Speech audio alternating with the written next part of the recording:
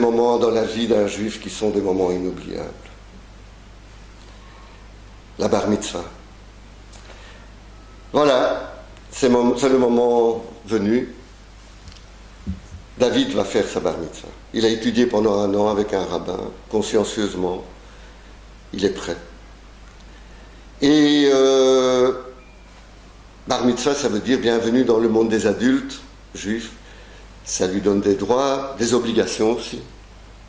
Alors, un des premiers gestes qu'on lui fait, le rabbin lui donne une boîte, une belle boîte, en velours bleu, une boîte décorée de lettres hébraïques dorées.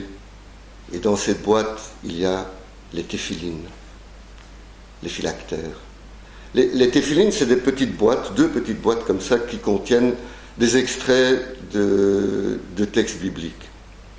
Et ces boîtes sont prolongées par des lanières de cuir, et donc on s'enroule ces lanières autour du bras et autour de la tête, et une fois qu'on est bar mitzvah, pour toute sa vie, on est censé mettre ces téphilines chaque matin pour faire les prières du matin. Et donc David reçoit ces téphilines, et c'est un moment très touchant parce que c'est pour la vie, dans cette belle boîte bleue avec des caractères hébraïques dorés.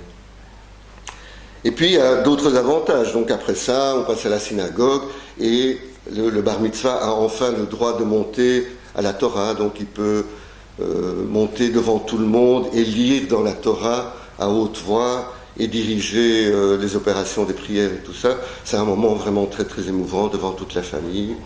Et puis il peut participer au minyan. Le minyan, c'est ce groupe de minimum 10 adultes, bar mitzvah, qui se réunissent pour prier. Et voilà, donc tout ça se passe et c'est très très touchant. Et puis les cérémonies terminées, la famille se retrouve à la maison.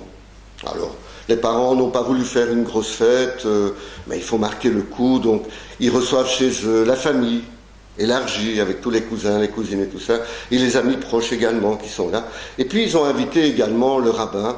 Le rabbin est un nouveau rabbin dans la communauté, il est jeune, c'était sa première bar mitzvah, il a très bien fait ça, et on l'honore, et on est honoré par sa présence, donc on l'invite également.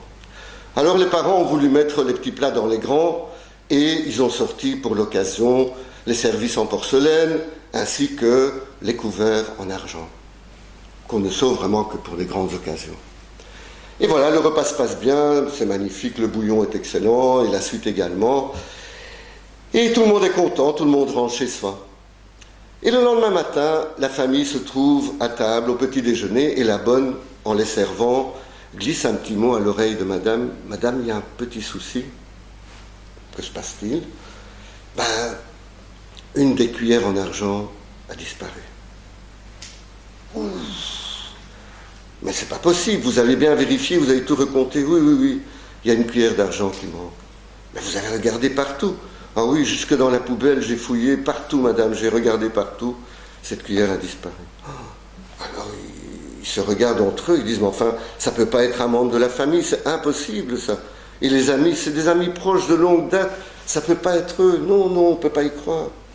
Il reste plus qu'une personne, c'est le rabbin, quoi. Bon, on le connaît pas bien, il est jeune, mais un rabbin, c'est quand même un rabbin, quoi. Oh là là, et puis, quoi, on va pas investiguer auprès de lui, on va pas aller lui poser la question, c'est pas normal. Ah, donc ils sont bien tristes quand même, c'est quand même une cuillère en argent, quoi. Bon, voilà, l'affaire est enterrée, ils remettent les couverts dans la boîte pour les prochaines festivités, et le temps passe. 1 an, 2 ans, 3 ans, 5 ans, 8 ans, 10 ans. 10 ans plus tard, David, qui en a 24, 25, se retrouve à Jérusalem au mur des lamentations. Et il prie, et à côté de lui, qui l'aperçoit ? Le rabbin. Il est là au mur des lamentations. Alors il se souvient de cette histoire de cuillère en argent, et il se dit, on est là devant le mur des lamentations, c'est un bon endroit pour se rapprocher, pour poser ce genre de questions, parce que c'est quelque chose qui les rongeait depuis des années, il faut y mettre un terme. Alors il se tourne vers le rabbin et dit, Monsieur le rabbin, j'ai une question à vous poser. Oui. Oui. Vous vous souvenez de ma bar mitzvah? Oui, très bien sûr. C'était ma première bar mitzvah. Je m'en souviendrai toute ma vie. Vous êtes venu chez nous, vous avez participé au repas. Oui, c'était très agréable, une famille particulièrement chaleureuse. Très bien. Nous avons eu un incident au cours de ce repas. Ah bon? Qu'est-ce qui s'est passé? Il y a une cuillère en argent qui a disparu et que, encore aujourd'hui, on n'a pas retrouvé. Je ne sais pas, vous avez peut-être une idée de ce que cette cuillère a pu devenir? Alors le rabbin le regarde d'un air malicieux et il dit: et si tu ouvrais ta boîte à téfilines?